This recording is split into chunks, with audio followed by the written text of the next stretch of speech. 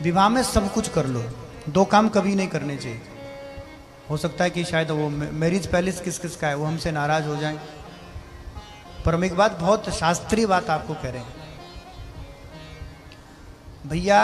चाहे तुम अति गरीब हो, अति गरीब माने हमारे पास कुछ नहीं है, पर बिटिया का जो कन्यादान है अपने द्वार से करें, बिटिया का कन्यादान अपने घर से करें। उसके बाद विवाह हो जाए, बिटिया विदा हो जाए, फिर तुम होटल में जाओ, 5 स्टार में जाओ, 3 स्टार में जाओ, तुम लाखों रुपया उड़ाओ, करोड़ों रुपया खर्च करो। घर की कन्या लक्ष्मी स्वरूपा होती है, और बिटिया जब घर से विदा होती है तो लक्ष्मी विदा होती है। इसलिए बेटी जब, देखो आपने, जब विदा होती तो धान देते ना, धान्य क्या कहते हैं, खील, चावल आदि जो धान्य, चावल गेहूं धान्य उसको कहते हैं। जब वो जाती तो ऐसे फेंकती है, अन्न नहीं फेंकना चाहिए, लेकिन विधान है वह बेटी को कहा जाता है तो फेंक। क्यों? क्योंकि घर वाले जानते घर से आज बेटी विदा नहीं हो रही, घर की लक्ष्मी विदा हो रही है। और वो जो जाते जाते आशीर्वाद दे जाती ना, वो उसमें मंत्र भी है, उसमें जो आशीर्वाद है वो आशीर्वाद है कि हम घर से जा रहे हैं लक्ष्मी स्वरूपा होकर, पर इस घर का धन धान्य बना रहे, ये आशीर्वाद है। इस घर का धन धान्य बना रहे, इस घर की संपत्ति बनी रहे, इस घर का ऐश्वर्य बना रहे, इस घर की सुख संपत्ति बनी रहे, इस घर की शांति और बनी रहे। अब तुम विवाह संस्कार में ये कार्यक्रम कहाँ करवा रहे हो? किसी होटल में, नहीं तो मैरिज पैलेस में। अब जिसका पहले ही मैरिज पैलेस है, होटल है, उसके पास तो पहले ही धन संपत्ति खूब है, फिर तुम्हारे घर की लक्ष्मी और वहां पर बिखेर कर जा रही है। तुम कार्यक्रम फंक्शन कहीं मर्जी कर लो, पर भैया अपने द्वार से, अपने फूटी झोपड़ी से बिटिया का कन्यादान वहीं से करो। और फिर भी ना समझ आवे तो जहां तुम्हारा मन करे वहां से करो। हमारा काम था बताना, शास्त्र विधि यही कहती है। और विश्वास ना हो तो तुम करके देख लो। पहले घरों में सुख था, संपत्ति थी, धन कम था तब भी शांति थी। आज सब कुछ शांति नहीं है। कारण हमने विवाह जैसे पवित्र, देखो ब्राह्मण को बुलाया, बुलाकर देवताओं का आह्वान किया, वेद बिठाया और अग्नि की स्थापना करी, सबके साक्षी मानकर, देवादि को साक्षी मानकर बिटिया का कन्यादान किया। महादान है, कन्या का दान महादान है, तो विधिवतो कन्या का दान हमने किया, महादान किया।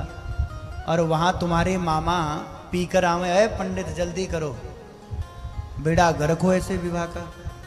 हम पक्की कह रहे हैं, देवता आशीर्वाद देकर नहीं जाते, ध्यान से सुनना, देवता और सत्यानाश करके जाते हैं। और इसीलिए बिटियाएं ना घर में सुखी ना उधर सुखी। 3-4 महीना में थैला उठाकर आती घर, आए दिन घर में कलह बचा रहता। अरे कलह तो मचेगा ही, यद्यपि तुम ही भूल कर रहे। अच्छा दूसरी बात बताओ, अरे देवताओं का आह्वान होगा अपने घर में होगा ना, किसी के मैरिज पैलेस में या होटल में थोड़ी देवताओं का आह्वान होगा। या कोई देवता होटल में आएगा जहाँ रोज दारू चलती है, रोज मांस बनता है। तो घर को शुद्ध करो। अच्छा हो कि घर से, अगर घर में पकता हो अंडा मीट मछली विवाह से पहले, वो भी खाली कर दो, घर को साफ सुथरा कर दो। और जहाँ विवाह का मंडप बने, ब्राह्मण को कह दो, पंडित जी चाहे 4 घंटा लगे, पर विवाह को विवाह विधि से करें। अच्छा एक चीज़ बताओ, लाखों रुपया विवाह में खर्च होते हैं, करते हो नहीं करते हो?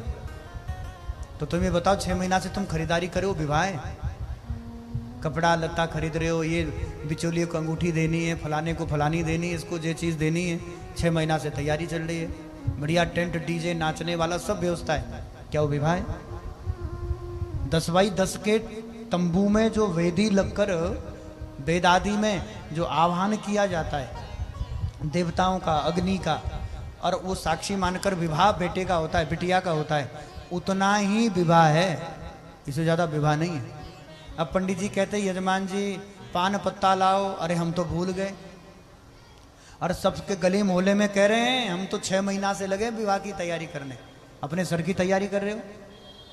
जिस वस्तु का विवाह से कोई संबंध नहीं, वो केवल हम तुम सच्ची, तुम्हें सच्ची कहें, तुम लोग विवाह की तैयारी कभी करते ही नहीं हो। तुम करते हो दिखावे की, आडंबर, कि लोग बतावें कि अरे फलाने के विवाह में जय बनो, फलानों को विवाह ऐसो भयो, लोग खावें जावें, 4 गालियां और दे जावें, अन्न का अनादर और कर जावें, आधा खावें आधा थाली में फेंक जावें। ये जो फालतू खर्चे धन को विवाह को लेकर ये जो फालतू खर्चे बढ़ाए हैं, हो सके तो उसको कम करें और जितना सीधा सिंपल विवाह हो सके उसके बाद विवाह हो जाए, बहू घर आ जाए, तुम जो मन करें सब बाहर तुम कर लो। तुम चाहे दारू में डुबा कर रखो रिश्तेदारों को, पर विवाह हो जाए उसके बाद ही सब करो।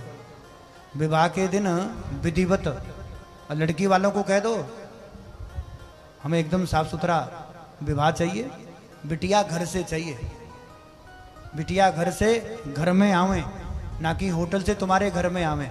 होटल से आएगी तो चौथे दिन फिर होटल देखेगी, आज डिनर पर चलो, कल फलाने जगह चलो, परसों शॉपिंग में चलो, और घर से आएगी तो घर की गृहिणी बनकर आएगी और घर संभालेगी, उसी से तुम्हारा वंश चलना है। इसलिए घर में जब स्त्री घर में आती है तो उसका बहुत प्यारा नाम है गृहिणी। क्या कहते हैं उसको? घर की जो स्त्री है, बहू है, उसको क्या कहते हैं? गृहिणी। क्यों? गृहिणी का अर्थ होता है पूरा घर जिसका ऋणी है। क्यों ऋणी है भाई? क्योंकि तुम्हारे जूठे बर्तन धोएगी, तुम्हारे गंदे कपड़े धोएगी, तुम्हारे घर में झाड़ू पोछा करेगी, और छोड़ दो तुम्हारा तर्पण श्राद्ध करने के लिए अपने गर्भ में 9 महीना अपनी कोख में तुम्हारे आने वाली पीढ़ी को पालन पोषण करेगी। इसलिए चाहे घर हो, पितृ हो, कोई भी हो, घर में बहू घर में आती है भैया तो उसको गृहिणी कहते हैं, क्योंकि पूरा घर उसका ऋणी हो जाता है। और उसका ऋणी है स्त्री। पुरुष के लिए ऐसे शब्दों का प्रयोग नहीं है, केवल स्त्रियों के लिए ऐसे शब्दों का प्रयोग है। पुरुष को कुछ कह देते पर नहीं, पूरा घर जिसका ऋणी हो गृहिणी। पर तुम वो गृहिणी भी किसी के घर से ना, अरे घर से लाओगे तो गृहिणी बनेगी ना, होटल से ले आओगे तो गृहिणी थोड़ी बनेगी। फिर ना रोज घर में तांडव हो। इसलिए कम से कम विवाह जैसा संस्कार तो शुद्धता पवित्रता से कर लिया करो।